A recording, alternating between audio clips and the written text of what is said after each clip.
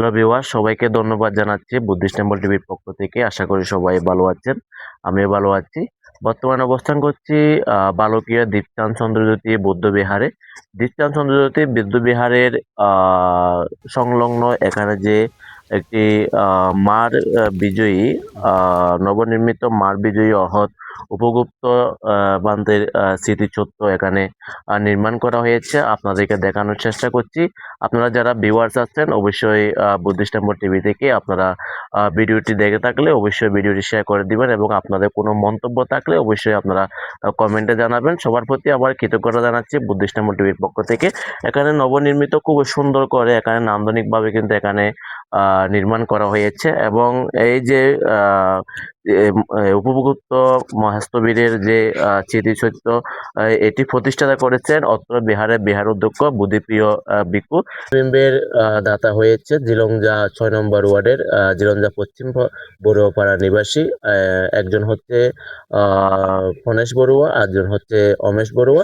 দুজনে মিলে এই প্রতিবিম্বের দাতা হয়েছে এবং এই প্রতিবিম্বটি দেখতে কেমন আপনাদেরকে দেখানোর চেষ্টা করছি। এখানে বালকীয় দীপচাঁদ চন্দ্রজ্যোতি বৌদ্ধ বিহারে যারা দায়িক দায়িকা আছে সবাইকে নিয়ে এবং সবারই সহযোগিতায় এবং এখানে বিভিন্ন পুণ্যার্থীরা এসে পুণ্যকর্ম সম্পাদন করা হয় এবং এখানে আমি গতবারে যখন এসেছিলাম অবশ্যই এখানে পানি ছিল, এখন হয়তো বা গ্রীষ্মকাল যার কারণে পানি শুকিয়ে গিয়েছে এবং এখানে ফুল পূজা, পানি পূজা এবং বিভিন্ন স্বয়ং পূজা এখানে নিয়মিত পুণ্যকর্ম সম্পাদন করা হয়।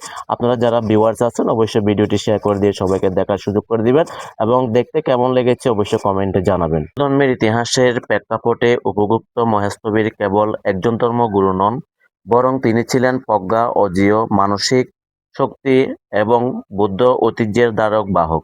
সম্রাট অশোকের মতো প্রতাপশালী সম্রাটকে চণ্ডাশোক থেকে ধর্মশোকে রূপান্তর করার মাধ্যমে তিনি বিশ্বজুড়ে বৌদ্ধ ধর্মের প্রসারে যে বৈপ্লবিক ভূমিকা রেখেছিলেন তা ইতিহাসে বিরল।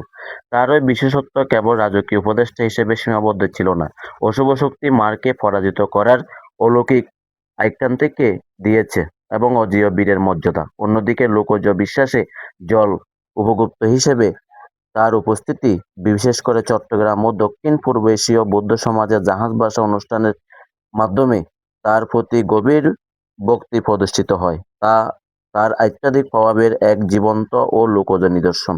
পরিশেষে আমরা বলতে পারি উপযুক্ত মহাস্তবীর একদিকে যেমন বুদ্ধের স্মৃতি বিজড়িত তীর্থস্থানগুলো পুনরুদ্ধারের মাধ্যমে ঐতিহাসিক দায়িত্ব পালন করেছেন, তেমনি ভক্তদের কাছে দুর্যোগ ও অশুভ শক্তি থেকে রক্ষাকর্তা হিসেবে আজও এক পরম শ্রদ্ধেয় অবিস্মরণীয় ব্যক্তিত্ব হয়ে আছেন।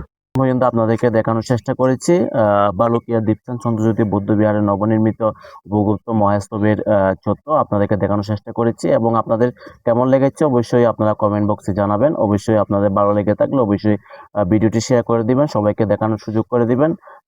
আপনাদের মন্তব্য যদি থেকে থাকে অবশ্যই কমেন্টে জানাবেন। সবার প্রতি আবারও কৃতজ্ঞতা এবং ভালোবাসা জানিয়ে এখানে শেষ করছি। সবাইকে আবারও বুদ্ধিস্ট টেম্পল টিভি পরিবারের পক্ষ থেকে ধন্যবাদ এবং কৃতজ্ঞতা জানাচ্ছি। সবাইকে ধন্যবাদ।